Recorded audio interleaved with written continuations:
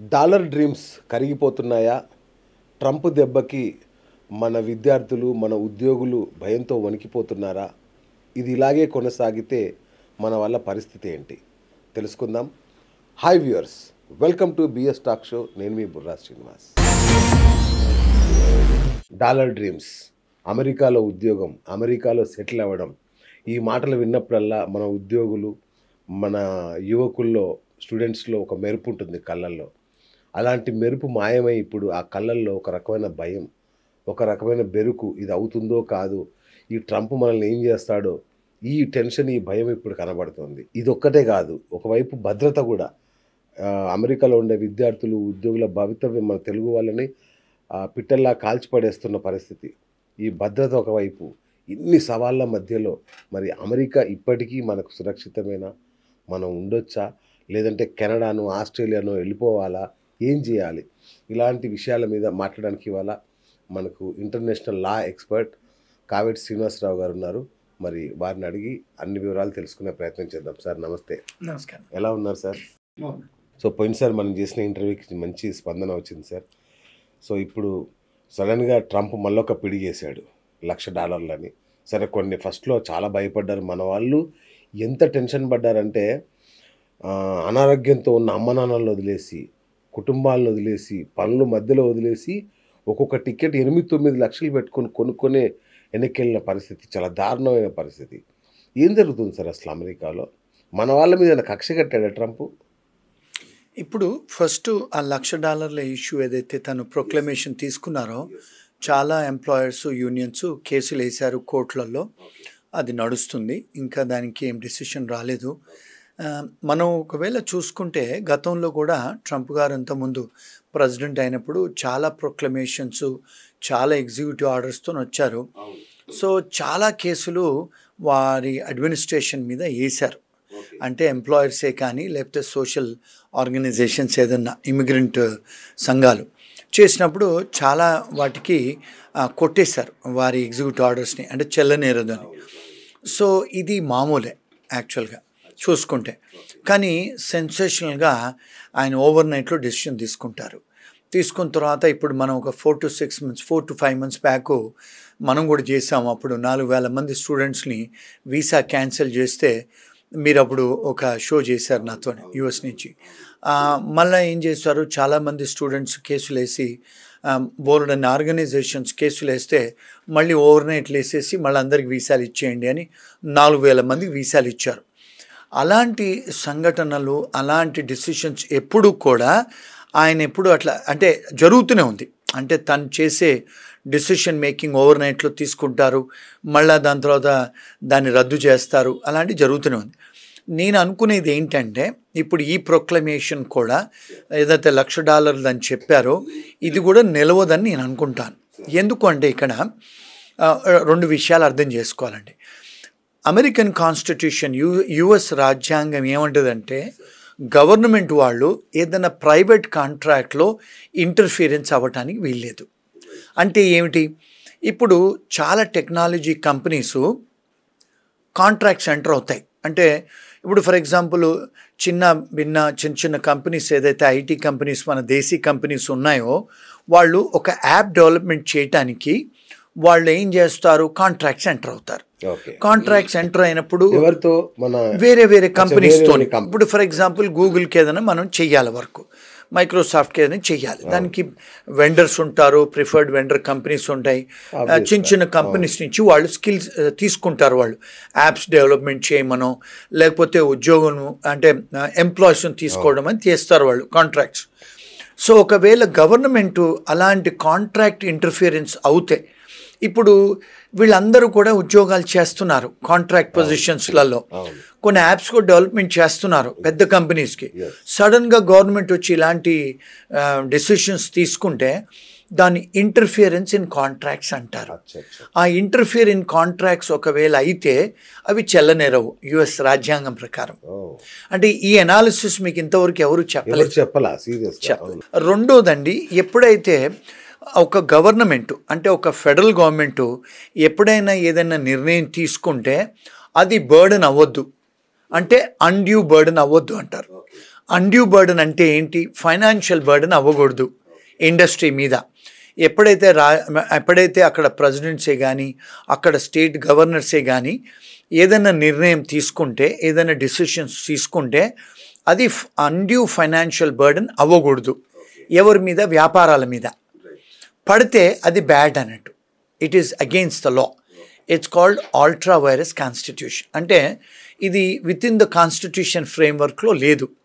మరి అలాంటి ఫ్రేమ్వర్క్లో మీరు ఒకవేళ డిసిషన్స్ తీసుకుంటే అవి కోర్ట్స్ ఇంటర్ఫీర్ చేసి చెల్లనేరం అని చెప్పి డిక్లేర్ చేస్తాయి. ఇప్పుడు ఇలాంటివి ఇది రెండో విషయం. మూడో విషయము, ఇప్పుడు పెద్ద కంపెనీస్ ఉన్నాయి, చిన్న చిన్న కంపెనీస్ కూడా ఉన్నాయి. ఇప్పుడు మరి పెద్ద కంపెనీసే కాదు కదా లక్షల వేల మందిని హైర్ చేసేది, చిన్న కంపెనీస్ కూడా హైర్స్ కూడా చేస్తాయి కదా. ఇప్పుడు మాలాంటి వాళ్ళు కూడా కొన్ని కంపెనీస్ నడిపిస్తారు అక్కడ. సో మాలాంటి కంపెనీలు చిన్న కంపెనీస్ మరి చేసినప్పుడు మేము కూడా హైర్ చేసుకుంటాం $1,00,000 1,25,000 పెట్టి. మరి మీరు చిన్న కంపెనీస్ మీరు $1,00,000 పెట్టి తీసుకురావాలి అంటే మరి అది బర్డన్సమ్ కదా చిన్న కంపెనీస్కి. మరి దాన్ని మీరు చిన్న కంపెనీస్ మీరు బర్డన్ చేసినప్పుడు పెద్ద కంపెనీస్కి అలౌ చేసటం మరి equality of law, equal protection of law కాదు కదా. మీరు పెద్దవాళ్ళని ఒక విధంగా చూస్తున్నారు, చిన్నవాళ్ళని ఒక విధంగా చూస్తున్నారు. మరి ఇది డిస్క్రిమినేషన్ ఎఫెక్ట్ కదా. There ends the matter. మరి నాలుగోది, ఫర్ ఎగ్జాంపుల్ ఇప్పుడు అక్కడ చదువుకుంటారు, అక్కడ వ్యాపారాలు పెట్టి డబ్బు ఖర్చు పెట్టి అక్కడ చదువుకొని అక్కడ ఉద్యోగాలు సంపాదిస్తారు. మరి ఉద్యోగాలు సంపాదించినప్పుడు ఫస్ట్ టైం వచ్చినప్పుడు మీరు వాళ్ళ మీద $1,00,000 జీతం ఇవ్వండి, $1,00,000 మీరు ఒక ఫైన్ కాదు ఇది ఒక ఫీ పేమెంట్ చేయండి అని ఒకవేళ పెట్టినప్పుడు ఇది అన్డ్యూ బర్డన్ కదా. అంటే ఎంప్లాయీస్ మీద ఎంప్లాయర్స్ మీద మరి ఇది ఎకానమీగా ఎఫెక్ట్ అవుతుంది కదా. చాలామంది ఇమిగ్రెంట్స్ మీద బర్డన్ అవుతుంది. ఇలాంటి ఏదైనా డిసిషన్స్ తీసుకుంటే సివిల్ రైట్స్ ప్రకారమే కానీ కాన్స్టిట్యూషన్ ప్రకారమే కానీ ఇవి చెల్లనేరవు. అవి చెల్లనేరినప్పుడు కోర్ట్స్కు వెళ్ళినప్పుడు, సుప్రీంకోర్టుకు వెళ్ళినా హయ్యర్ కోర్ట్స్ ఫెడరల్ కోర్ట్స్కు వెళ్తే అవి చెల్లనేరవని వాళ్ళు డిక్లేర్ చేస్తారు కోర్ట్స్. సో ఇలాంటి డెఫినెట్గా జరిగాయి. పాస్ట్లో ఈయన ఇచ్చిన ఎగ్జిక్యూటివ్ ఆర్డర్స్ ని క్యాన్సిల్ చేసే సందర్భాలు ఉన్నాయి, చాలా సార్లు అయినాయండి. మొన్న 4-5 నెలల కింద కూడా వీసాలు రద్దు చేయమని చేసినప్పుడు కూడా చాలా కోర్ట్స్ స్టే ఇచ్చారు. అవి రద్దు అంటే వారు ఇచ్చిన ఎగ్జిక్యూటివ్ ఆర్డర్ అప్పుడు వచ్చారు కదా అన్ని వీసాలు, స్టూడెంట్ వీసాలు ఎవరైతే తాగి పట్టుబడతారో, క్రైమ్స్ ఉన్నాయో, వాళ్ళ సెవిస్ టర్మినేట్ అయిన వాళ్ళని ఈ వీసాలు క్యాన్సిల్ చేయమని గత 4-5 నెలల కింద మనం ఇండియన్ స్టూడెంట్స్ చాలా అంటే హ్యూ అండ్ క్రై ట్యాంట్రమ్ ఇంకా చాలామంది వచ్చేసారు కూడా వీసాలు రద్దు అవుతాయి. చాలామంది స్టూడెంట్స్ కూడా చాలా అంటే స్ట్రెస్ అయ్యారు. చాలామంది లాయర్స్ దగ్గరికి వెళ్ళారు, ఫెడరల్ కోర్టులోకి వెళ్ళి సూట్లు ఫైల్ చేశారు, లా సూట్స్ అమెరికన్ గవర్నమెంట్ మీద. కొన్ని జడ్జిలు స్టే ఆర్డర్ ఇచ్చారు, చెల్లనేరం అని కూడా డిక్లేర్ చేశారు.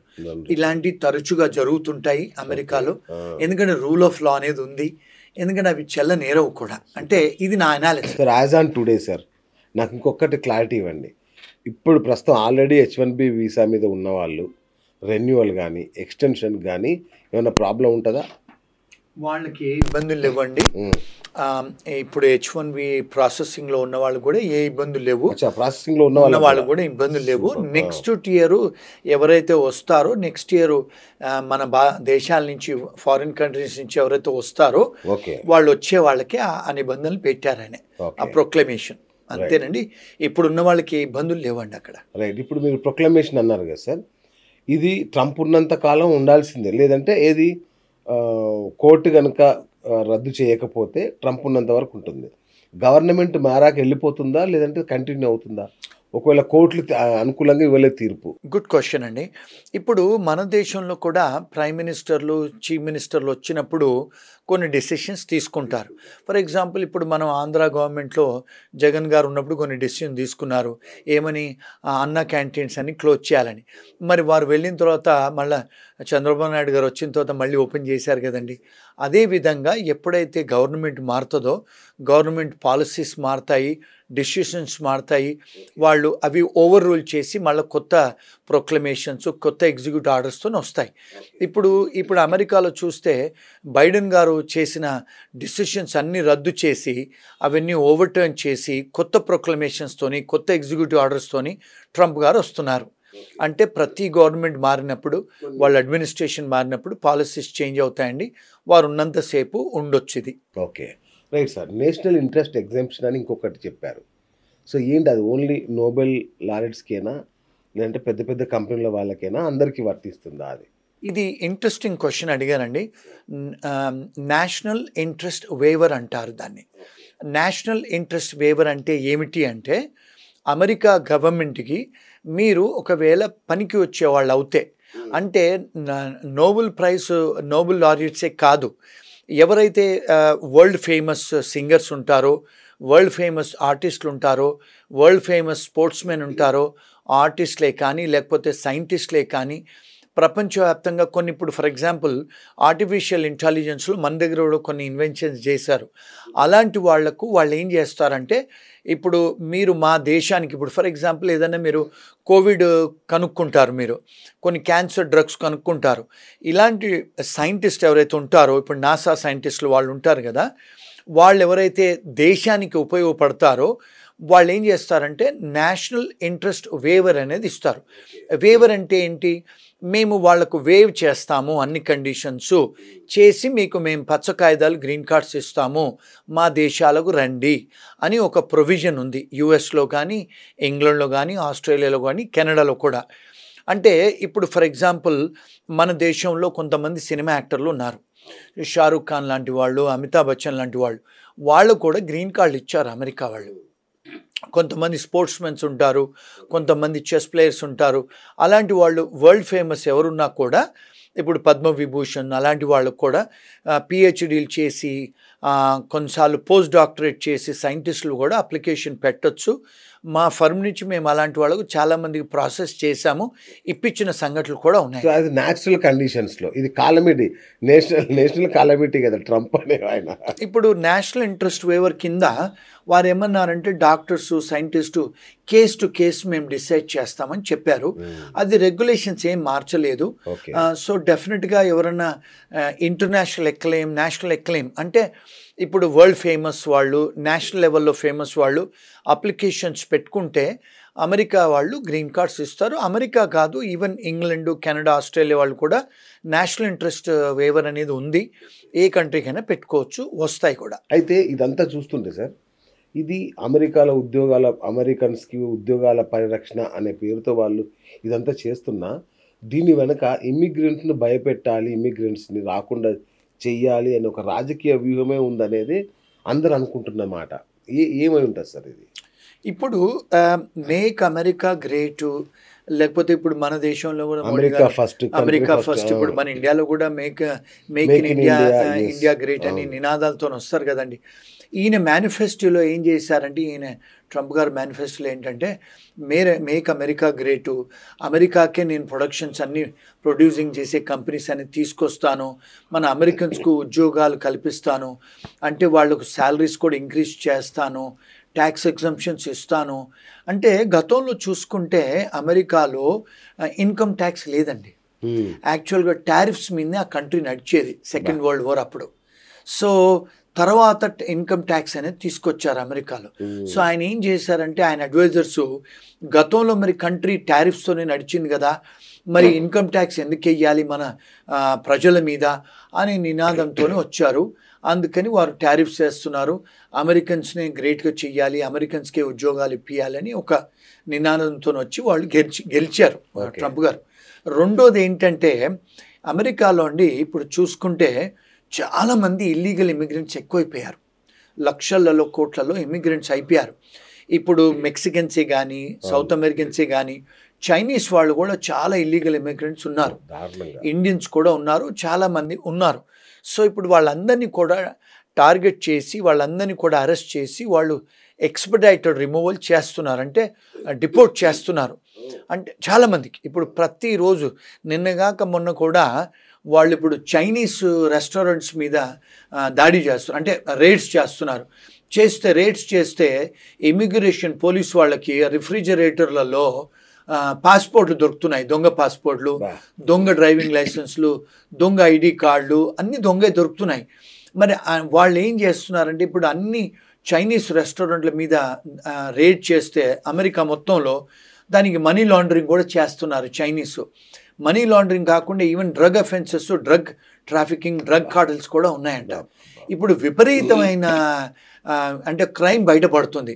గతంలో వీళ్ళు ఏమనుకునే వాళ్ళు అంటే ఈ డ్రగ్ కార్టల్స్ అంతా కూడా సౌత్ అమెరికన్సే చేస్తున్నారు అనుకునేవాళ్ళు, కానీ ఇప్పుడు చూస్తుంటే చైనీస్ వాళ్ళు కూడా చేస్తున్నారు.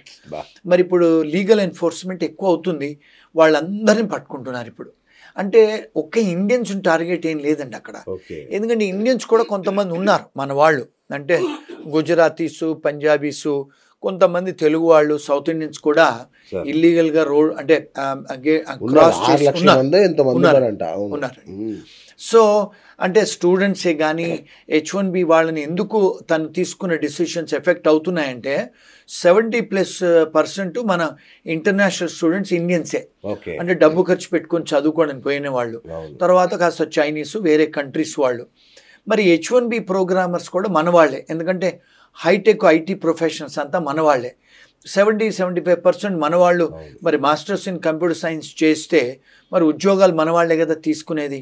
రెండోది ఏంటంటే మనం అర్థం చేసుకోవాల్సింది, మోర్ దెన్ 70% ఐటీ కంపెనీస్ మన ఇండియన్సే రన్ చేస్తారండి. ఐటీ ప్రొఫెషనల్స్ కూడా మోర్ దెన్ 70% మన వాళ్ళే ఉన్నారు. సో టెక్నాలజీ వర్కర్స్కి ఏదన్నా డెసిషన్ తీసుకుంటే మెజారిటీ ఎఫెక్ట్ అయ్యేది మన ఇండియన్స్కే. సో మన మీడియా వాళ్ళు, మన పాలిటీషియన్స్, మన వాళ్ళు అందరూ ఏమనుకుంటారంటే ఇండియన్ టార్గెట్ చేస్తున్నాడా అని ఒక క్వశ్చన్, ఎందుకంటే ఎఫెక్ట్ మన మీద ఎక్కువ పడుతుంది. ఎగ్జాక్ట్లీ. ఇంకోటి మోడీకి ఆయనకు మధ్య కూడా కొంచెం చెడినట్టు కనబడుతుంది. ఒకప్పుడు మంచి ఫ్రెండ్స్ లాగా ఉండేవాళ్ళు, ఇప్పుడు కొంచెం చెడినట్టు కనబడుతుంది. అంటే ఈయన ఏంటంటే మా అధ్యక్షుల వారు, ఆయనకి ఎవరు ఫ్రెండ్స్ లేరు, ఆయనకి ఎవరు ఎనిమీస్ లేదు. ఆయన ఓవర్నైట్ డిసిషన్ తీసుకుంటారు. ఆయనకి ఇష్టం లేకుండా ఎవరైనా ఏదైనా చేస్తే డిసిషన్ తీసేసుకుంటారు ఆయన. ఎందుకంటే ఆయన వాళ్ళ పార్టీ వాళ్ళని కూడా సంప్రదించారు ఆయన. ఎందుకంటే ఆయన మొదటి నుంచి రాజకీయవేత్త కాదు, వ్యాపారస్తుడు. ఒక కౌన్సిలర్ అయింది లేదు, ఎమ్మెల్యే అయింది లేదు, ఎంపీ అయింది లేదు. ఆయనే నేరుగా 2 సార్లు ప్రెసిడెంటే అయ్యారు ఆయన. మరి ఆ మెచ్యూరిటీ, ఆ బిజినెస్ మ్యాను, ఆయన richest man in the world కదా, ఆయనకు ఆయన లెవెల్లోనే చేస్తారు. సో రాజకీయ పరంగా అడ్వైజులు తీసుకొని ఆయన దగ్గర ఎవరైతే అడ్వైస్ తీసుకొని డెసిషన్ తీసుకోరు వారు. సార్ ఇప్పుడు ఫెడరల్ కోర్ట్స్లలో చాలా వాటిల్లో కేసులు పడ్డాయి కదా ఈ $1,00,000 ఇష్యూ మీద. మరి తాత్కాలికంగా స్టే ఏమన్నా వచ్చే ఛాన్స్ ఉందా సార్? టెంపరీ స్టే ఏమన్నా ఛాన్స్ ఉందా? అంటే ఎంత బలంగా ఉంది? అందరూ వెయిట్ చేస్తున్నారు దానికోసం. డెఫినెట్గా వస్తుందండి. అంటే నా వ్యూ అది. ఎందుకంటే ఈ ఫ్యాక్టర్స్ జడ్జెస్ అన్ని చూస్తారు, అంటే రాజ్యాంగ పరంగా చేస్తున్నారా. రెండోది ఏంటంటే కొన్ని ఏవైతే వారు డిసిషన్స్ తీసుకుంటున్నారో, ఇప్పుడు ఈ ప్రొక్లమేషన్ అది కూడా ఫీజు ఇంక్రీజ్ చేయాల్సింది, అవన్నీ కూడా 2 హౌజెస్లలో అంటే సెనేట్లోను కాంగ్రెస్లో అది ఆమోదం పొందిన తర్వాతనే డిసిషన్స్ తీసుకోవాలి వారు. కానీ వారు ఏం చేస్తున్నారు, ఆ 2 అంటే మన దగ్గర ఇక్కడ ఎట్లయితే లోక్సభ రాజ్యసభలో అంటే ఆమోదం పొందిన తర్వాత చెయ్యాలి కదా, వారు అలాంటివి ఏం చేయకుండా చేస్తున్నారు. కనుక ఏమంటారంటే అక్కడ విశ్లేషకులు ఏమంటారంటే ఇది చెల్లనేరదు. అంటే అక్కడ లీగల్ స్కాలర్స్ కూడా ఏమంటారంటే ఇది 2 అంటే అప్పర్ హౌస్, లోవర్ హౌస్, సెనేట్లోను కాంగ్రెస్లో ఆమోదం పొందిన తర్వాతనే వారు తీసుకోవాలి. చాలా మటుకు వారు డిసిషన్స్ ఏదైతే తీసుకుంటున్నారో అందులో ఆమోదం పొందకుండానే తీసుకుంటున్నారు కనుక చెల్లనేరదని కొంత విశ్లేషణ. ఎందుకంటే గూగుల్, మైక్రోసాఫ్ట్ లాంటివి అనుకోండి, $1,00,000 కట్టి తెచ్చుకుంటారు వాళ్ళ ఎంప్లాయీస్ని, ఎంతమంది అంటే తెచ్చుకుంటారు. కానీ స్టార్టప్ కంపెనీల పరిస్థితి ఏంటి? అదేనండి, ఇప్పుడు దాన్ని డిస్క్రిమినేషన్ ఎఫెక్ట్ కదా. ఇప్పుడు మీరు పెద్ద కంపెనీస్కు మీరు ఫేవరెటిజమే కదా, ఇండైరెక్ట్లీ డబ్బున్న వాళ్ళే తెచ్చుకోవాలి, పెద్ద కంపెనీసే తెచ్చుకోవాలంటే మీరు ఫేవరెటిజమే కదా పెద్ద కంపెనీస్కు. మరి పెద్ద కంపెనీస్కు మీరు ఫేవరెటిజం చేస్తున్నారంటే మీరు బయాస్, ప్రెజుడిసే కదా చిన్న కంపెనీల మీద. అంటే ప్రెజుడిస్ అంటే మీరు పక్షపాతం చూపిస్తున్నట్టే కదా. ఎప్పుడైతే ఏ డిసిషన్ అయినా, ఏ డిసిషన్ ఎవరు తీసుకున్నా పక్షపాతంగా ఉంటే అది అమెరికన్ రాజ్యాంగం ప్రకారం చెల్లనేరదండి. సో అందుకనే ఇవి చెల్లనేరవు. అంటే నా లీగల్ అనాలిసిస్, ఎందుకంటే నేను కూడా అమెరికాలో చదువుకున్నాను కనుక లా చెప్పగలను. అక్కడే ఉంటున్నారు కదా మీరు. అమెరికాలో ఇప్పుడు మీరు ఏం చేస్తుంటారు సార్ ఎగ్జాక్ట్లీ? అంటే మన వాళ్ళకి ఉపయోగపడే ఇన్ఫర్మేషన్ అంటే నార్మల్గానండి, నా అనుభవము, నేను ఇండియాలో లా చదువుకున్నాను, ఇక్కడ కూడా ప్రాక్టీస్ చేస్తాను. లండన్లో లా చదువుకున్నాను, అక్కడ ప్రాక్టీస్ చేస్తాను. ఆస్ట్రేలియా కూడా లా చదువుకున్నాను, అమెరికాలో కూడా లా చదువుకున్నాను, మళ్ళీ పిహెచ్డి ఉంది ఆర్టిఫిషియల్ ఇంటెలిజెన్స్లో. నేను కొన్ని కన్సల్టింగ్ కంపెనీస్ కూడా అడ్వైస్ చేస్తూ ఉంటాను. మా ఫర్మ్స్ ఏంటంటే ఎవరైతే ఎన్ఆర్ఐస్ ఉంటారో వాళ్ళకి ఏదన్నా ఇబ్బందులు కలిగితే, అంటే ఇప్పుడు మ్యారేజ్ ప్రాబ్లమ్స్ అయినా, లేకపోతే ఎంప్లాయ్మెంట్ ప్రాబ్లమ్స్ అయినా, వీసా ప్రాబ్లమ్స్ అయినా, ఏ ప్రాబ్లమ్స్ అయినా వాళ్ళకు మేము సూచనలు సలహాలు ఇస్తూ ఉంటాము. ఎస్పెషల్లీ తెలుగు వాళ్ళు ఫోన్ చేస్తూ ఉంటారు మాకు, ఎందుకంటే వాళ్ళకి కంఫర్టబుల్ ఫీల్ అవుతారు తెలుగులో అడిగితే అని. మేము అందరిలాగా ఏదో $500 తీసుకొని సూచనలు సలహాలు ఇవ్వము, చాలాసార్లు కూడా ఫ్రీగా ఇస్తాము. ఇచ్చి వాళ్ళకి ఏదైనా కూడా ప్రాబ్లమ్స్ హెల్ప్ చేస్తాం. రెండోది ఏంటంటే ఇక్కడ అర్థం చేసుకోవాల్సింది మీ ప్రేక్షకులు, ఇప్పుడు మీరు ఒక ఇండియన్ అడ్వకేట్ దగ్గరికి వెళ్ళారనుకోండి ఒక విడాకుల గురించి, వాళ్ళు ఇండియాకు సంబంధించిన లా ప్రకారమే అడ్వైస్ చేస్తారు. ఇప్పుడు ఎవరన్నా మీరు యుఎస్ లా దగ్గరికి వెళ్ళారనుకోండి, మీరు ఒకవేళ హస్బెండ్ అండ్ వైఫ్ అమెరికాలో ఉంటున్నారు, టెక్సస్లో, భార్యాభర్తలకు వాళ్ళకు విడాకుల ప్రాబ్లం అవుతుంది, పిల్లలు ఉంటారు, అక్కడ ప్రాపర్టీస్ ఉంటాయి, ఇక్కడ ప్రాపర్టీస్ ఉంటాయి. ఎవరన్నా మీరు టెక్సస్లో అమెరికన్ అటార్నీ దగ్గర పోతే ఆయన అమెరికన్ లా ప్రకారమే చెప్పగలుగుతాడు. మరి ఒకవేళ వీళ్లకు ఇండియాలో పెళ్లి చేసుకొని హిందూ ధర్మం ప్రకారం అక్కడికి వచ్చి విడాకులు తీసుకోవాలనుకుంటే, మరి అక్కడ ఒక బిడ్డ పుడుతుంది, ఇక్కడ ఒక ఇండియాలో బిడ్డ పుడుతుంది, ఇక్కడ ప్రాపర్టీస్ ఉంటాయి, అక్కడ ప్రాపర్టీస్ ఉంటాయి, మరి ఏ కోర్టులోకి వెళ్ళాలి, ఏ న్యాయశాస్త్రం అప్లికబుల్ చేయాలి, ఇవన్నీ కూడా కాంప్లెక్స్ ఇష్యూస్ అండి. ఇవన్నీ కూడా మేము అడ్వైస్ చేస్తాం, ఎందుకంటే నాకున్న 4-5 దేశాల్లో లా చదువుకున్నాను కనుక అడ్వైస్ చేసి హ్యాండిల్ చేయగలుగుతాం. అంటే ఇవన్నీ క్రాస్ కంట్రీ జ్యూరిస్డిక్షనల్ ఇష్యూస్ అంటారండి. అలాగే ఇంగ్లాండ్లో కూడా మా ప్రాక్టీస్ ఉంది, అక్కడి నుంచి క్లయింట్స్ కూడా మేము సలహాలు ఇస్తాం, సూచనలు ఇస్తాం. ఎందుకంటే నేను ఆస్ట్రేలియాలో కూడా లా చదువుకున్నాను కనుక అక్కడ కూడా అక్కడి నుంచి కాల్ చేసిన వాళ్ళకు కూడా సూచనలు సలహాలు ఇస్తాం. వండర్ఫుల్ సార్, అంటే ప్రేక్షకులకి చాలా ఉపయోగపడే ఇన్ఫర్మేషన్, ఎందుకంటే ఇలాంటి ఇష్యూస్తో ఉన్న వాళ్ళు మిమ్మల్ని కాంటాక్ట్ చేయడానికి ఛాన్స్ ఉంటుంది సార్. Thank you. అండ్ ఇంకొకటి సార్, రివర్స్ బ్రెయిన్ డ్రైన్ అంటే అమెరికా వాళ్ళు తెలియదక్కువగా చేశారేమో ఇది అనిపిస్తుంది నాకు. ఎందుకంటే ఇప్పుడు అక్కడ మీరు అట్లా ఇంపోజ్ చేసి ఎవరిని రానియకుండా చేస్తే మళ్ళీ వాళ్ళు వర్క్ అంతా ఇండియాకే పంపిస్తారుగా, ఇది ఇట్లా అవదా? అది అవుతుంది. ఇప్పుడు ఆల్రెడీ చాలామంది వెనక్కి వచ్చేస్తున్నారు. ఇప్పుడు ముందు ఎవరైనా అక్కడ డిగ్రీలు మాస్టర్స్ చేసిన వాళ్ళు కూడా మనకు అక్కడ ఫ్యూచర్ లేదని చెప్పి గ్రీన్ కార్డ్స్ ఇప్పటికే 20-25 ఏళ్ళు పెండింగ్ ఉంది, ఇంకా డిలే అవుతుంది. రెండోది ఏంటంటే ఇలాంటి పాలసీస్ వచ్చినప్పుడు కంపెనీస్ కూడా హైర్ చేయడానికి ఉండదు, ఎందుకంటే వాళ్ళ దగ్గర అంత ధనం ఉండదు, డబ్బు ఉండదు. మూడోది ఏంటంటే ఇప్పుడు ఏంటంటే ఎప్పుడు కూడా మీరు చూడలేదు, మీ వ్యూవర్స్కి ఏంటంటే ఇది ఒక న్యూస్, చైనా వాళ్ళు ఇప్పుడు ఆర్టిఫిషియల్ ఇంటెలిజెన్స్ మీద కొన్ని వేల కోట్లు ఇన్వెస్ట్ చేస్తున్నారు. అమెరికాలో ఉన్న కంపెనీస్ని కూడా కొంటున్నారు చైనీస్. ఎప్పుడు కూడా చైనీస్ ఇండియన్ హైటెక్ ప్రొఫెషనల్స్కు వర్క్ పర్మిట్స్ ఇచ్చిన దాఖలా లేవు. ఇప్పుడు చైనా వాళ్ళు ఇప్పుడు మన ఇండియన్స్ను ఇన్వైట్ చేస్తున్నారు, జాపనీస్ ఇన్వైట్ చేస్తున్నారు, జర్మనీ వాళ్ళు ఇన్వైట్ చేస్తున్నారు. మన యంగ్ ఇండియన్ ప్రొఫెషనల్స్ని వాళ్ళు వర్క్ పర్మిట్ చేసి పిలుస్తున్నారు వాళ్ళు. అంటే చాలామంది ఇప్పుడు అవుట్ సైడ్ అమెరికా ఆలోచిస్తున్నారు ఇప్పుడు. So that is going to be a reverse brain drain. డెఫినెట్గా జనాలు బయటి కంట్రీస్కి ఆలోచిస్తున్నారు ఇప్పుడు. అంతే కదా సార్. అట్లాగే సార్, ఇప్పుడు ఓపీటీ మీద ఉన్న విద్యార్థులు కానీ, స్టూడెంట్స్ కానీ, ఈ కుటుంబ సభ్యులు H4 మీద ఉన్న కుటుంబ సభ్యులు కానీ, వీళ్ళ పరిస్థితి ఏంటి సార్? వాళ్ళకి ఇబ్బంది కాదా? ఎందుకంటే ఆటోమేటిక్గా ఉద్యోగాలు తగ్గిపోతున్నాయి, ఆటోమేటిక్గా అవకాశాలు తగ్గిపోతున్నాయి, వీళ్ళ పరిస్థితి ఏంటి? చాలా ఘోరమైన పరిస్థితి అండి. ఇప్పుడు ఏంటంటే ఇంతకుముందు ఉద్యోగాలు పోయిన తర్వాత 60 డేస్లో ఇంకొక ఎంప్లాయర్ని ఎత్తుక్కోవాలి. ఇప్పుడు ఏం చేస్తున్నారు ఇమిగ్రేషన్ వాళ్ళు, 60 రోజులు ఎవరికైతే ఉద్యోగం లేదని వాళ్ళకు తెలిస్తే వాళ్లకు నోటీసులు పంపిస్తున్నారు, నోటీస్ టు అపియర్ అని. అంటే వాళ్ళను రిమూవల్, డిపోటేషన్ చేయడానికి వాళ్ళు నోటీసులు వస్తున్నాయి. అంటే ఇప్పుడు భయంకరమైన టైం ఇది. అంటే ఒకవేళ భర్తలకు నోటీసులు వస్తే భార్య పిల్లల్ని కూడా డిపోటేషన్ చేస్తారు. సో ఈ మధ్యకాలంలో మా ఆఫీస్కు చాలా కాల్స్ వస్తున్నాయి అలాంటివి. సో అందుకని జాగ్రత్తగా ఉండాలి. ఎవరికైతే ఉద్యోగం పోద్దో, ఎవరైతే ఎంప్లాయర్లు రివోక్ చేస్తారో వీసాలు, జాగ్రత్తగా ఉండి అక్కడ ఉండి అరెస్ట్ అయ్యి డిపోటేషన్కు మీరు గురి కావద్దండి. మీరు అలాంటి ఏమైనా 60 డేస్లో మీకు ఒకవేళ ఎంప్లాయర్ దొరకకపోతే మీ భార్య పిల్లలు తీసుకొని వెనక్కి రావటమే బెటర్. అది నా సజెషన్ అండి, ఇది లీగల్ అడ్వైస్ కాదు. అంటే ఏదైనా ఉంటే అక్కడ లోకల్ లాయర్స్ని తెలుసుకొని సంప్రదించండి, but you have to be careful. నా ఇంత జరుగుతుంటే ఈ తానాలు, నాటాలు, ఆటలు ఏం చేస్తున్నాయి సార్? వీళ్ళు ఏం చేయలేరా? అంటే వీళ్ళు అమెరికా రాజకీయాల్లో అట్లలో చాలా కీలకమైన పాత్ర పోషిస్తారు కదా, వీళ్ళకి ఏం వర్డ్ లేదా చెప్పడానికి? అంటే ఇప్పుడు మీకు ఒక విషయం తెలియాలి. అంటే సార్. నేను చెప్పిన విషయం ఆటా తాటా వాళ్ళు నచ్చకపోవచ్చు.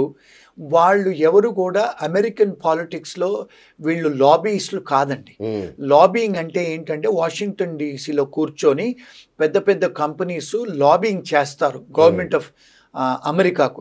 మన ఆటా తాటా వాళ్ళు ఆనవాళ్ళు వీళ్ళెవరు కూడా పొలిటికల్ లాబీయిస్ట్ కాదు వీళ్ళు. వీళ్ళు ఎంతసేపు సినిమా యాక్టర్లు పట్టుకురావటం, వీళ్ళంతా పెద్దవాళ్ళతో ఫోటోలు దిగటం, వాళ్ళు తెలుగు అంటే పండుగలు సెలబ్రేట్ చేసుకోవటమే కానీ ఎవరన్నా తెలుగు వాళ్ళు కష్టాల్లో ఉంటే ఆ డెడ్ బాడీస్ను పంపించడమే కానీ అలాంటివి చేస్తారు. వీళ్ళు పొలిటికల్ ఏం ఇంటర్ఫిరెన్స్ ఉండదండి. వీళ్ళు లాబింగ్ చెయ్యరండి మన వాళ్ళు ఎవరు. ఓకే. ఇప్పుడు రీసెంట్గా చూస్తే చాలా మటుకు తానాలు అవన్నీ కూడా ఇప్పుడు ఆడిట్లోకి వస్తున్నాయి. చాలా కుంభకోణాలు జరుగుతున్నాయండి. సార్. వీళ్ళు ఎవరు కూడా ఏం చేయలేరండి వీళ్ళు. ఇప్పటికి అందరికీ ఉన్న ఒక పెద్ద డౌట్ ఏంటంటే, ఇప్పుడు అమెరికాలో H1B వీసా మీద ఉన్న ఒక వ్యక్తి ఇండియాలో తల్లిదండ్రులకి అనారోగ్యం చేసింది, ఏదైనా ఎమర్జెన్సీ వర్క్ పడింది, రావచ్చా లేదా, వస్తే మళ్ళీ వెనక్కి పోవచ్చా లేదా? రావచ్చండి. దీని మీద ఇంకా చాలా మందికి డౌట్ ఉంది. రావచ్చు పోవచ్చండి. కానీ వాళ్ళకు ఒక క్లయింట్ ఉంటేనో లేకపోతే నిజంగానే ఉద్యోగం ఉంటేనే వాళ్ళకి నిజంగానే పేరోల్ నడుస్తుంటేనో వాళ్ళకి అవన్నీ లెజిటిమేట్గా ఉంటే వెళ్ళొచ్చండి, రావచ్చండి. ఓకే. డెఫినెట్గా ఎయిర్పోర్ట్లో సెకండరీ ఇన్స్పెక్షనో ఫస్ట్ ఇన్స్పెక్షన్లో అడుగుతారు. అడిగినప్పుడు వాళ్ళు కన్విన్స్ చేయగలిగితే I don't see any problems అండి. అంటే ఇప్పుడు వాయిదా వేసుకోవాల్సిన అవసరం లేదు టూర్ని. లేదండి. అంటే జాబ్ లేకపోతే మాత్రం రావద్దు ఇంకా. జాబ్ లేకపోతే వస్తే కష్టం అండి, మళ్ళీ వెనక్కి రాలేరు. ఇప్పుడు రీసెంట్గా కొంతమంది పంజాబీ వాళ్ళు ఇంతకుముందు పొలిటికల్ అసైలం ఫైల్ చేసుకొని గ్రీన్ కార్డు తెచ్చుకున్నారు. ఓకే. తెచ్చుకొని వాళ్ళు మీరు పొలిటికల్ అసైలం అంటే ఏంటండి, మీ దేశంతో మీకు ఇబ్బంది ఉంది అని మరి గ్రీన్ కార్డు తీసుకొని మీరు అమెరికన్ సిటిజన్స్ కాకముందు దయాభిక్ష ధర్మం, దయాభిక్ష దయాభిక్ష. మరి మళ్ళీ ఇండియాకు మీరు ఫ్యామిలీని అటెండ్ చేసుకొని వెనక్కి వస్తుంటే ఎయిర్పోర్ట్లో వాళ్ళని అరెస్ట్ చేసి మీకు దయాభిక్ష అని చెప్పి మా దగ్గర గ్రీన్ కార్డులు తీసుకున్నారు, మరి ఇప్పుడు మీరు ఇండియాలో భయం లేదా, మరి ఎందుకు వెళ్తున్నారని చెప్పి అరెస్ట్ చేసి కుటుంబాన్ని వెనక్కి పంపిస్తున్నారు. బా. ఇవన్నీ కూడా మీడియా వాళ్ళు ఏం చేసి వంకరగా చెప్తారండి, కానీ ఓకే. అసలైన విషయాలు చెప్పరు. సో మేమంటే అక్కడ రోజు చూస్తుంటాము. కరెక్ట్. మా ఆఫీస్కు బోల్డని కాల్స్ వస్తూ ఉంటాయి. నేను నా అనుభవం ఒక 35 ఏళ్ళు న్యాయ వృత్తిలో ఉన్నాను కనుక నాకు తెలుసు కనుక నేను చెప్పగలుగుతానండి. ఇప్పుడు ఇంకా కలలు కంటూనే ఉన్నారు చాలా మంది. కళ్ళు ఇంకా ఆశ ఉంది, మనం అమెరికా పోతాము అని. మరి H1B వీసాల సంగతి ఏంటి సార్? కొత్తగా యూత్ ట్రై చేయొచ్చా, లేదంటే స్టే వచ్చే వరకు ఆగాల, అసలు ఆలోచనే మానేయాలా? చేయొచ్చని నేను అనుకుంటానండి. ఓకే. ఎందుకంటే వాళ్ళు ఏమన్నారంటే ఇప్పుడు స్టూడెంట్ వీసా నుంచి H1 చేసుకునేటోళ్ళకి ఇది అప్లికబుల్ కాదు. అచ్చా. కానీ ఏమంటున్నారంటే బయట దేశం అంటే వేరే కంట్రీస్ నుంచి ఇక్కడి నుంచి ఎవరైతే కౌన్సిలేట్ అప్రూవల్ తీసుకొని లోపలికి వచ్చే వాళ్లకు $1,00,000 అది ఒక ఫీ సర్చార్జ్ పే చేయాలని అంటున్నారు. సో అక్కడున్న స్టూడెంట్స్కి నేనైతే ఇబ్బంది అవుతుంది అని నేను అనుకోను. సో ఇదంతా ఒక ఎత్తు అయితే సార్, ఇక మన విద్యార్థుల లేదంటే ఉద్యోగుల భద్రత చాలా దేశాల్లో అది ప్రశ్నార్థకంగా మారిపోయింది భద్రత అనేది. దీనికి తోడు స్ట్రెస్ లెవెల్స్, ఈ అన్ని గందరగోళాలకు సంబంధించిన స్ట్రెస్, విపరీతమైన ఆరోగ్య సమస్యలు, ఎట్లా వాళ్ళు బయటపడాలి దీని నుంచి? ఇప్పుడు మీరు చూస్తుంటే మొన్న ఆస్ట్రేలియాలో కూడా పెద్దగా వాళ్ళు ఇమిగ్రెంట్స్ అందరిని వెళ్ళిపోమని చెప్పి తెల్లవాళ్ళంతా వాళ్ళు ధర్నాలు చేస్తున్నారు. ఇంగ్లాండ్లో చేస్తున్నారు, యూరోప్లో చేస్తున్నారు, కెనడా వాళ్ళు ఆల్రెడీ ఆపేశారు, ఇబ్బంది పడుతున్నారు. అవునండి. సో ఇప్పుడు ఏమైపోయిందంటే ఇప్పుడు మనకు చూసుకుంటే మన తెలంగాణలో కేసీఆర్ గారు ఆంధ్ర వాళ్ళు వెళ్ళిపోవాలని చెప్పేసి మనకి ఎలాంటి ఫీలింగ్ అయితే వచ్చిందో అలాంటిదే ఇప్పుడు ఈ అన్ని వెస్ట్రన్ కంట్రీస్, ఆంగ్లో సాక్సన్ కంట్రీస్లో వచ్చేసిందండి. ఇప్పుడు పోలాండ్ అనే కంట్రీ వాళ్ళు ఓపెన్గా చెప్పేస్తున్నారు, మాకు ముస్లిమ్స్ రావద్దు, స్టూడెంట్సే కానీ వర్క్ పర్మిట్స్ మేము ఇవ్వము అని. అలా ఇప్పుడు జర్మనీలో ఉన్న మాస్కులన్నీ తొలగించారండి. చాలా యూరప్ కంట్రీస్లలో వాళ్ళు ఏం చెప్తున్నారు, ముస్లిమ్స్ గో బ్యాక్ అని చెప్తున్నారు. ఇప్పుడు ట్రంప్ గారు వచ్చిన తర్వాత చాలా కంట్రీస్లలో, ముస్లిం కంట్రీస్లలో కౌన్సిలేట్స్ క్లోజ్ చేశారు. మొదటిసారి వచ్చినప్పుడు కూడా ఒక 40 దేశాలలో కౌన్సిలేట్స్ క్లోజ్ చేశారు వారు, ఇది ముస్లిం కంట్రీస్లలో. అంటే ఏమవుతుందంటే ఇప్పుడు ఇమిగ్రెంట్స్కు యాంటీ ఇమిగ్రెంట్ ఫీలింగ్ వచ్చేసిందండి. ఆ యాంటీ ఇమిగ్రెంట్ ఫీలింగ్ వచ్చింది కనుక డెఫినెట్గా మనను టార్గెట్ చేస్తారు. అంటే ఇంతకుముందు కూడా అమెరికాలో డాట్ బస్టర్స్ గ్యాంగ్ అనేది ఉండేది. అంటే ఏంటి, బొట్టు పెట్టుకున్న వాళ్ళని చంపేసేవాళ్ళు తెల్లాళ్ళు. అలాంటి సిచ్యువేషన్స్ గతంలో జరిగాయి. దాని తర్వాత బ్లాక్స్ మనల్ని చంపడం అది ఎప్పుడైనా ఉందండి. ఇంటాలరెన్స్ ఉంది, ప్రతి కంట్రీలో కూడా జరుగుతుంది అలాగా. ఇంగ్లాండే కానీ, కెనడా కానీ, యూరోపే కానీ, అమెరికాలో జరుగుతుంది. ఇప్పుడు ట్రంప్ గారు వచ్చిన తర్వాత ఆ ఫీలింగ్స్ అనేది కొంత ఎక్కువ అవుతుంది ప్రపంచవ్యాప్తంగా. కెనడా కానీ, ఆస్ట్రేలియా కానీ, న్యూజిలాండ్ కానీ అన్ని కంట్రీస్లలో అది ఇప్పుడు ఇబ్బందికరమైన టైమే ఇప్పుడు. అంటే స్టూడెంట్స్కే కానీ, లేకపోతే మన H1B వాళ్ళకి కానీ. ఇంకొక విషయం అండి, మన వ్యూవర్స్కి తెలవాల్సిన విషయం, ఇప్పుడు ఒక ఎగ్జాంపుల్ చెప్తానండి. ఇప్పుడు మనం ఇక్కడ బతుకమ్మ ఆడుకుంటాం, మీరు అమెరికాలో బతుకమ్మ ఆడి ఆ పూలను తీసుకుపోయి నదులలో వేస్తారు మన వాళ్ళు. మరి అక్కడ వాటర్ పొల్యూషన్ చేస్తున్నారు కదా, మరి వాళ్ళు ఊరుకుంటారా చెప్పండి. ఇప్పుడు రెండోది, ఇక్కడ హోలీ ఆడతారు, అన్ని హోలీ రంగులు వేసుకుంటారు ఇక్కడ అంటే మనకు హోలీ పండుగ. మరి అమెరికా కంట్రీ లాంటి దేశాలలో హోలీ ఉంటుందా? వీళ్ళందరూ హోలీ పండుగ ఆడుతున్నారు అక్కడ, వినాయక చవితి చేస్తున్నారు, పెద్ద పెద్ద సౌండ్లు పెడుతున్నారు. మరి సౌండ్ పొల్యూషన్ చేస్తున్నారు, మీరు ఎయిర్ పొల్యూషన్ చేస్తున్నారు, ఇమర్షన్ కూడా చేస్తున్నారు, వాటర్ పొల్యూషన్ చేస్తున్నారు. మరి ఇవన్నీ ఫెలనీస్ కదా, ఇవన్నీ సీరియస్ అఫెన్సెస్ కదా. మీరు అక్కడ వచ్చి కాలుష్యం చేస్తున్నారు కదండి వాతావరణాన్ని. మరి వాళ్ళు టాలరేట్ చేస్తారా చెప్పండి. ఇప్పుడు మన బాలకృష్ణ సినిమా ఏదో వస్తే 20-30 కార్లు 40 కార్లు పెట్టుకొని మ్యూజిక్లు పెట్టుకొని సౌండ్లు పెట్టుకొని పోతున్నారు. మరి సౌండ్ పొల్యూషన్ కదా. మరి ఇలాంటివి మీరు అక్కడ మొన్న ఒక సినిమా థియేటర్లో బాలకృష్ణ సినిమానో లేకపోతే మన ఇండియాలో ఈ సినిమాలు వేస్తే ఆ సినిమా థియేటర్లు అన్ని పేపర్లు చింపేసేస్తున్నారు స్క్రీన్ మీద. వాళ్ళు సినిమా క్లోజ్ చేసి తెల్లవాళ్ళు మేము ఇంకోసారి మీకు ఇండియన్ సినిమాలు వేయనిమని చెప్తున్నారు. మరి మన వాళ్ళు ఇలాంటివి చేస్తుంటే వాళ్ళ దేశానికి వచ్చి మరి మనం 2 సైడ్లు చూడాలి కాయిన్కి. వాళ్ళు ఎందుకు ఇలా బిహేవ్ చేస్తున్నారు? మన వాళ్ళు ఇవన్నీ చేస్తున్నారండి. మరి మన వాళ్ళు చెత్తలేస్తారు అక్కడికి వచ్చి మన రోడ్ల మీద. మన వాళ్ళు సౌండ్ పొల్యూషన్ మ్యూజిక్లు పెట్టుకొని తిరుగుతూ ఉంటారు కార్లలో. మన వాళ్ళు రాత్రులు అక్కడ కూర్చొని రెస్టారెంట్ ముందు హడావిడి చేస్తారు, గ్యాంగులు నిలబడతారు. మన ఇంటి పక్కన మ్యూజిక్లు పెట్టుకొని పార్టీలు చేస్తారు మన తెలుగు వాళ్ళు స్టూడెంట్స్ మన గెస్ట్ హౌజులలో. మరి అక్కడ మీకు డిస్టర్బెన్స్ అవుద్ది కదండి పక్కింటి వాళ్ళకి, తెల్లవాళ్ళకి. మరి డెఫినెట్గా వాళ్ళు కంప్లైంట్ చేస్తారు కదా సిటీకి, పోలీస్కి. ఇలాంటి మరీ ఎక్కువ చేస్తున్నారు మన వాళ్ళు. ఇది కూడా వన్ ఆఫ్ ద రీజన్. కానీ ఇది మాలాగా బయటకు వచ్చి చెప్పిన వాళ్ళు ఎవరు లేరు, నచ్చరు చెప్తే. ఎవరు చెప్పరు నిజంగా. ఇవి కూడా వన్ ఆఫ్ ద రీజన్ అండి. ఎందుకు అంటే నేను ఇండియా వదిలేసి 30 ఏళ్ళు అయిందండి. నేను ఆస్ట్రేలియాలో 7 సంవత్సరాలు ఉన్నాను, లండన్లో ఉన్నాను, కెనడాలో ఉన్నాను, అమెరికాలో more than 25 years ఉంటున్నాను. మరి మేము అక్కడ చదువుకోవడానికి వెళ్ళాము, సివిలైజ్డ్గా పని చేసుకున్నాము, ఈరోజు సిటిజన్షిప్లు చేసుకుని జాగ్రత్తగా ఉంటున్నాం. పక్కింటి వాళ్ళకి మేము డిస్టర్బెన్స్ చెయ్యం. మరి ఇలాంటివి చేసినప్పుడు వాళ్ళకు కూడా ఇబ్బందికరమే కదండి. ఇప్పుడు టెక్సాస్లో అన్నీ ఇవే మన వాళ్ళవి, బతుకమ్మలు ఆడుతున్నారు, హోలీ ఆడుతున్నారు, గణపతిని పెడుతున్నారు. మరి వాళ్ళు మీరు ప్రొఫెసింగ్ రిలీజియన్ చేసుకోవచ్చు అన్నారు, స్వేచ్ఛ ఉంది. లుంగీలు కూడా కట్టుకొని తిరుగుతున్నారు. అవునండి, లుంగీలు కూడా కట్టుకొని టెక్సాస్లో తిరుగుతున్నారు. మరి అమెరికాలో ఒక లా ఉందండి, మీరు పైజామా మీద లుంగీ మీద బయటికి రాకూడదు మీరు. అది అఫెన్స్ యాక్చువల్గా, దాన్ని అబ్సీనిటీ అంటారు. ఎంతమంది తెలుసండి, పాన్ పరాగ్ తింటారు, ఉంచుతారు అక్కడ. ఇప్పుడు గుజరాతీ వాళ్ళు ఎక్కడ తిన్నా పాన్ పరాగ్ ఉంచుతారు. మన వాళ్ళు కూడా కిళ్ళి కొట్లు ఎక్కువైపోయాయి టెక్సస్లో, న్యూయార్క్లో, న్యూజెర్సీలో కిళ్ళి తినేసి ఉంచుతున్నారు. మరి ఇవన్నీ చేస్తున్నప్పుడు మరి వాళ్ళు ఊరుకుంటారండి. ఇవి కూడా డెఫినెట్గా మేజర్ కారణాలు. ఇప్పుడు మనం వాళ్ళ దగ్గర పోయినప్పుడు వాళ్ళతో ఇంటిగ్రేట్ అయ్యి వాళ్ళలాగా ఉండాలి. ఎందుకంటే be as a Roman when you're in Rome. మీరు అక్కడ పోయి తెలుగు వాళ్ళలాగా చేసి బాలకృష్ణ సినిమా వచ్చినప్పుడు మీరంతా ఒక 40-50 కార్లు పెట్టుకొని జులూసులు తీసుకుంటే తప్పు కదండి. మరి ఈ మధ్య చేశారు. ఇప్పుడు ఈ మధ్యకాలంలో కేటీఆర్ గారు వస్తే ఆయన అక్కడ కేటీఆర్ గారు మన టీఆర్ఎస్ పార్టీది అక్కడ పెట్టారు. పెడితే 50-100 కార్లు జులూస్ తీశారు కేటీఆర్ వెనుక.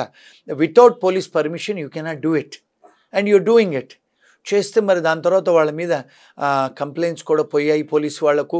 మరి మీరు టీఆర్ఎస్ పార్టీ ఇక్కడ చేసినట్టు అక్కడ చేస్తే కుదరదు కదండి. పొలిటికల్ పార్టీస్ కదా, you cannot do political movements in America.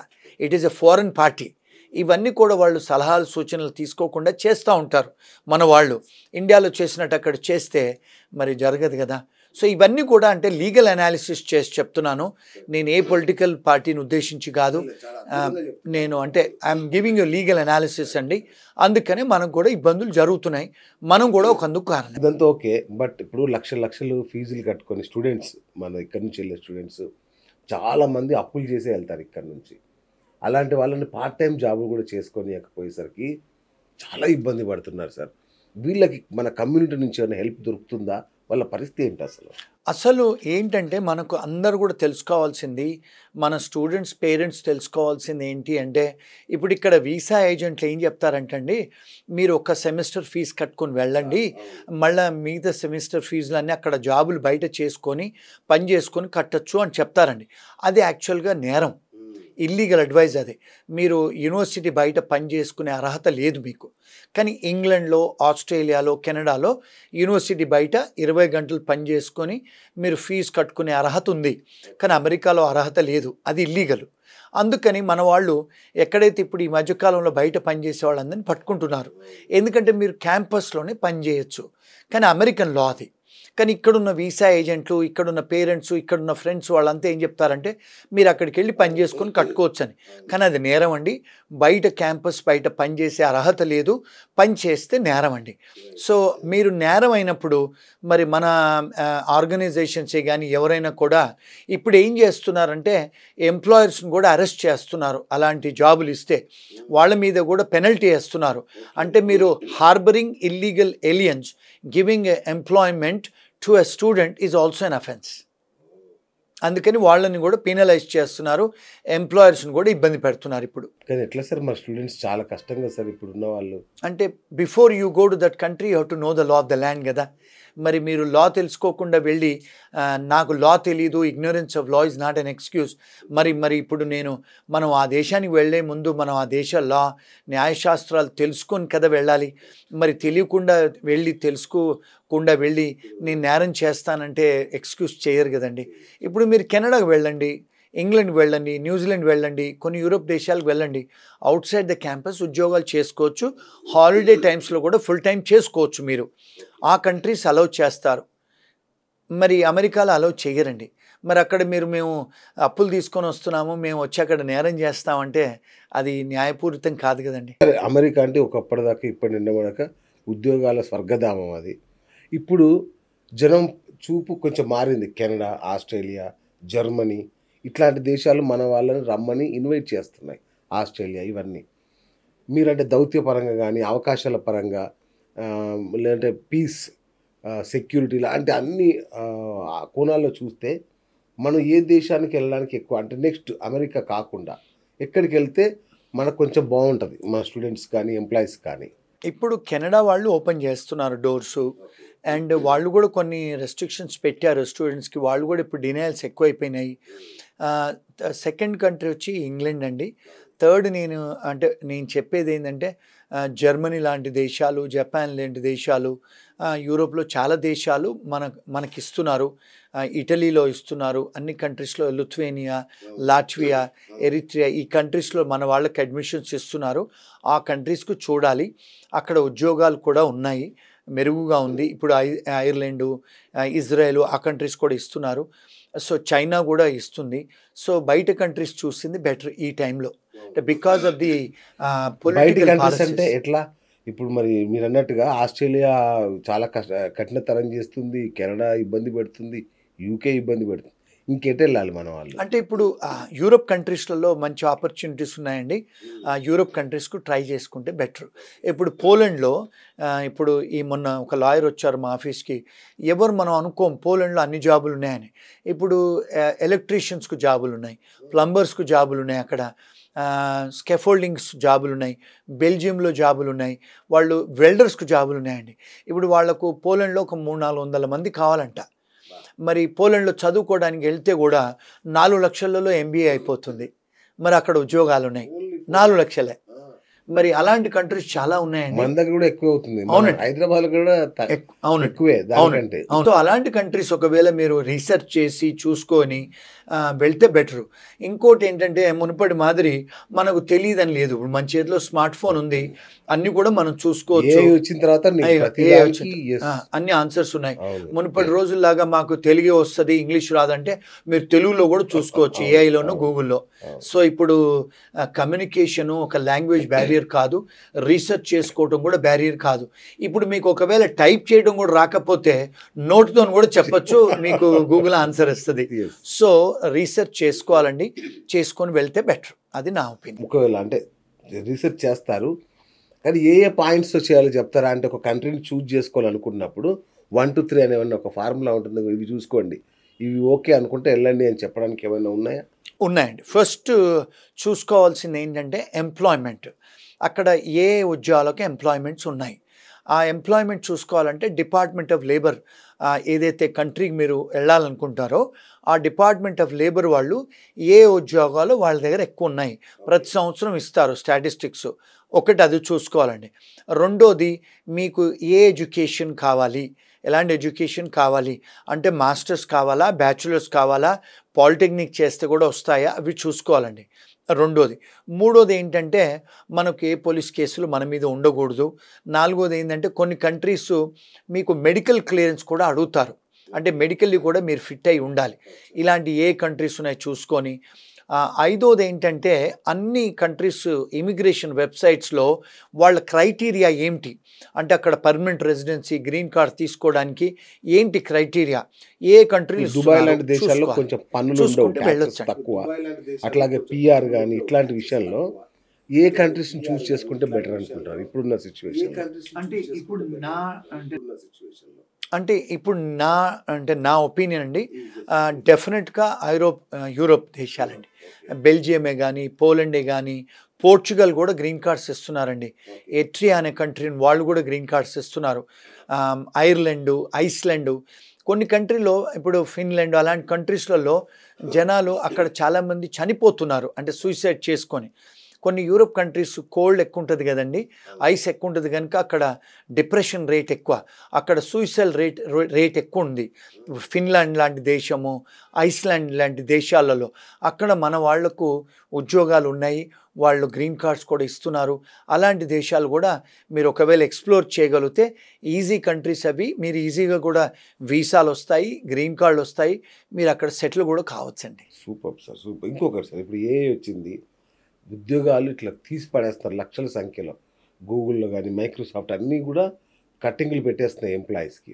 మరి ఈ నేపథ్యంలో ఏం చేయాలి మన స్టూడెంట్స్? అంటే ఇప్పుడు ఏఐ మీద మన ఇండియాలో కూడా కానీ, అమెరికాలో అన్ని కంట్రీస్‌లలో చాలా ఇన్వెస్ట్‌మెంట్ చేస్తున్నారు. అన్ని యూనివర్సిటీస్ కూడా. ఆర్టిఫిషియల్ ఇంటెలిజెన్స్ మీద. మనం ఒకవేళ ఆ కోర్సెస్ తీసుకోగలిగితే ఇండియాలో కూడా ఉద్యోగాలు ఉన్నాయండి. చైనాలో ఉన్నాయి, జపాన్‌లో ఉన్నాయి, జర్మనీలో ఉన్నాయి, అమెరికాలో కూడా ఉన్నాయి. ఆర్టిఫిషియల్ ఇంటెలిజెన్స్ మీద ఒకవేళ మనం కోర్సులు చేసి కొంత మనం స్కిల్స్ తీసుకోగలిగితే డెఫినెట్‌గా ఉద్యోగాలు ఉన్నాయి. వాళ్ళెవరు తీసేయరు. హై సాలరీస్ కూడా ఉన్నాయి యూఎస్‌లో కూడా. డబుల్ సాలరీస్ ఉన్నాయి ఏఐలో చేసిన వాళ్ళకి. ఈ నకిలీ కన్సల్టెన్సీలో బెడద. మంచి ఉద్యోగాలు ఇప్పిస్తామని, మంచి జాబ్స్ ఇప్పిస్తామని తీసుకొని మోసం చేస్తున్న వీళ్ళని ఎట్లా పట్టుకోవడం? అంటే ఎలా కనిపెట్టాలి? ఎట్లా జాగ్రత్త పడాలి? అంటే అన్‌ఫార్చునేట్‌లీ ఇండియాలో వాళ్ళ మీద రెగ్యులేషన్ లేదండి. రెగ్యులేటెడ్ ప్రొఫెషన్ కాదు వాళ్ళు. ఎవరు పడితే వాళ్ళు ఎడ్యుకేషన్ కన్సల్టింగు, ఇమిగ్రేషన్ కన్సల్టింగ్ పెట్టుకుంటారు. పెట్టుకొని వాళ్ళు ఏం చేస్తారంటే ఒక స్కామ్ లాగా చేసి వెళ్ళిపోతారు. అంటే వీళ్ళు నిజమైన వాళ్ళా కాదా అంటే వాళ్ళు యాక్చువల్‌గా మీరు ఆ ప్రైవేట్ లిమిటెడ్ కంపెనీ ఎప్పుడు ఇన్కార్పొరేట్ చేశారు ఇండియాలో, రిజిస్టర్ ఆఫ్ కంపెనీస్‌లో మీరు ఆన్‌లైన్‌లోకి వెళ్ళి ఎత్తుకొచ్చండి. అందులో మీకు ఫ్రీ యాక్సెస్ అది. దానికి డబ్బు కట్టాల్సిన అవసరం లేదు. అంటే వీళ్ళు ఎన్ని సంవత్సరాల నుంచి వ్యాపారంలో ఉన్నారు, దానికి ప్రెసిడెంట్ ఎవరు, వాళ్ళు ట్యాక్స్ రిటర్న్స్ కూడా వాళ్ళు ఫైల్ చేయాలి. బ్యాలెన్స్ షీట్స్ కూడా ఫైల్ చేయాలి. అంటే రిజిస్టర్ ఆఫ్ కంపెనీస్‌లో. అలాంటి బేసిక్ రీసెర్చ్ మీరు చేసుకోగలిగితే మీకు బెటర్ అండి. ఇవన్నీ కూడా రిజిస్టర్ ఆఫ్ కంపెనీస్‌లో దొరుకుతాయి మీకు. మీ ఫోన్‌లోనే ఫింగర్ ప్రింట్స్‌లో తీసుకోవచ్చు. ఎంతమంది రీసెర్చ్ చేస్తారు చెప్పండి? ఎవరు చేయరండి. ఎవ్వరు చేయరు అసలు. ఎవరు పిలిస్తే వాళ్ళతో వెళ్ళిపోవడమే. అవునండి. ఓకే. మంచి ఐడియా చెప్పారు సార్. సార్ ఫైనల్‌గా అసలు ఇప్పుడు చాలా గందరగోళంగా ఉన్నారు. ఏది ఇమ్మిగ్రెంట్స్ అనేవాళ్ళు చాలా భయంగా గందరగోళంగా ఉన్నారు. వీళ్ళకి ఫైనల్‌గా మీరు ఇచ్చే సలహా ఏంటి? స్టూడెంట్స్ కావచ్చు, ఎంప్లాయీస్ కావచ్చు. నేనిచ్చే సలహా అంటే ఇప్పుడు నేను ఒక ఇమిగ్రెంట్‌నే. మరి ఈ దేశం నుంచి ఆస్ట్రేలియా వెళ్ళాను, కెనడాకి వెళ్ళాను, అమెరికాకి వెళ్ళాను, యూకేకి వెళ్ళాను. అక్కడికి వెళ్ళే ముందు ఏ కంట్రీకి మీరు వెళ్ళాలనుకుంటారో ముందు రీసెర్చ్ చేసుకోండి. చేసుకొని మీరు అక్కడ ఉన్న వాళ్ళు ఎవరైనా ఉంటే వాళ్ళకి ఫోన్లు చేసి తెలుసుకోండి. ఒక 4, 5 రిసోర్సెస్‌లలో రీసెర్చ్ చేయండి. మీరు కూడా డిపార్ట్మెంట్ ఆఫ్ వెబ్‌సైట్స్‌కి వెళ్ళండి. Department of labour websites, immigration వెబ్‌సైట్స్‌కి వెళ్ళి బేసిక్ ఇన్ఫర్మేషన్ చదువుకొని ఆ యూనివర్సిటీస్‌లలో ఏ కోర్సెస్‌కు మాకు డిమాండ్ ఉందో చదవండి, చేయండి. చేసి ఆ కంట్రీ సెలెక్ట్ చేసుకొని అక్కడ చదివితే మీకు వర్క్ పర్మిట్స్ దొరుకుతాయా, వర్క్ పర్మిట్ దొరికిన తర్వాత ఎన్ని సంవత్సరాలు ఉంటే మీకు గ్రీన్ కార్డులు, పర్మనెంట్ రెసిడెన్సీలు, ఇండెఫినిట్ లీవ్ దొరుకుతాయి, రీసెర్చ్ చేసుకొని వెళ్ళండి. అంతేగాని ఏదో కన్సల్టెన్సీ చెప్పాడు, ఆ కన్సల్టెన్సీలో నేను చాలా మటుకు చూశానండి 10th క్లాసు ఇంటర్మీడియట్ పాస్ అయిన అమ్మాయిలే కూర్చొని సలహాలు ఇస్తున్నారు. మరి 10th క్లాసు ఇంటర్మీడియట్ పాస్ అయిన సలహాలు ట్రైనింగ్ కూడా ఉండదు లేదు. మరి వాళ్ళు ఇచ్చిన సలహాలు మీరు తీసుకొని వెళ్తే ఎలా ఉంటుందండి? వాళ్ళు ఇంతవరకు ఒక కంట్రీ తిరిగింది లేదు వాళ్ళు. సో ఎవరైతే ఉంటారో ఆ క్వాలిఫైడ్ పీపుల్తో సలహాలు తీసుకొని వెళ్ళండి. That is my advice. ఈ టెన్షన్లో కుటుంబాలు చాలా టెన్షన్ పడుతున్నాయి. వాళ్ళకు మానసికంగా ఊరటనిచ్చే ఒక మాట ఏదైనా చెప్పండి. అంటే నాకు ఎవరు కాల్ చేసినా కూడా నేను కంట్రీ వరల్డ్ మొత్తంలోనండి ఇలాంటి చాలా ఇంటర్వ్యూలు ఇస్తుంటాను. నాకు ఎవరైతే చూసి నాకు టెక్స్ట్ చేస్తారో, ఫోన్లు చేస్తారో, మెసేజ్లు పెడతారో డెఫినెట్గా వాళ్ళకి కాల్ చేసి ఒక 4-5 దేశాల గురించి అయితే ఈజీగా చెప్పగలుగుతానండి నేను. ఎందుకంటే 4-5 దేశాల్లోనే మాకు ఆఫీసులు ఉన్నాయి. నేను ఐటీ కన్సల్టింగ్ బిజినెస్లు, ఫార్మా, అకౌంటింగ్ ఫర్మ్ అన్నిటికీ మేము అడ్వైజులు చేస్తాం కనుక నేను బేసిక్ ఇన్ఫర్మేషన్ అయితే ఇవ్వగలుగుతానండి. ఎవరన్నా ఏదైనా క్వశ్చన్స్ ఉంటే they can call us. We will try and help them as much as we can అండి. Super sir, thank you. చాలా అంటే ఇంత విలువైన ఇన్ఫర్మేషన్ బహుశా ఇంతవరకు ఏ ఇంటర్వ్యూ కూడా దొరకలేదు. అంత మంచి ఇన్ఫర్మేషన్ ఇచ్చారు sir. Thank you so much. So మళ్ళీ ఏమైనా డెవలప్మెంట్స్ ఉన్నా కూడా మళ్ళీ ఒకసారి మిమ్మల్ని కన్సల్ట్ చేస్తాం. మేము కూడా మరొకసారి స్టూడియోకి రావాల్సిందిగా ఆహ్వానిస్తున్నాం సార్. Thank you. సో చూశారు కదా, international law expert Kaveti Srinivasarao గారి అద్భుతమైన సలహాలు, సూచనలు. సో భయపడకండి, టెన్షన్ పడకండి. ట్రంప్ చేసేది హడావుడి మాత్రమే. కొద్ది రోజుల బహుశా ఈ సమస్య పోయి మళ్ళీ ఎప్పటిలాగే పరిస్థితులు చక్కబడతాయని కోరుకుందాం. వారు కూడా అదే చెప్తున్నారు కాబట్టి టెన్షన్ వదిలేయండి. సో ప్రయత్నాలు ముమ్మరంగా చేసుకోండి, జాగ్రత్తగా చేసుకోండి. కన్సల్టెన్సీలను నమ్మకండి. అంటే జాగ్రత్తగా మంచి కన్సల్టెన్సీలను ఎన్నుకొని జాగ్రత్తలు అన్ని రకాలుగా తీసుకొని లైఫ్ని ఆనందంగా చేసుకోండి. అంతే కదా sir? Thank you so much. ఇది ఇవాళ బిఎస్ టాక్ షో. నేను మీ బిఎస్ సైనింగ్ ఆఫ్.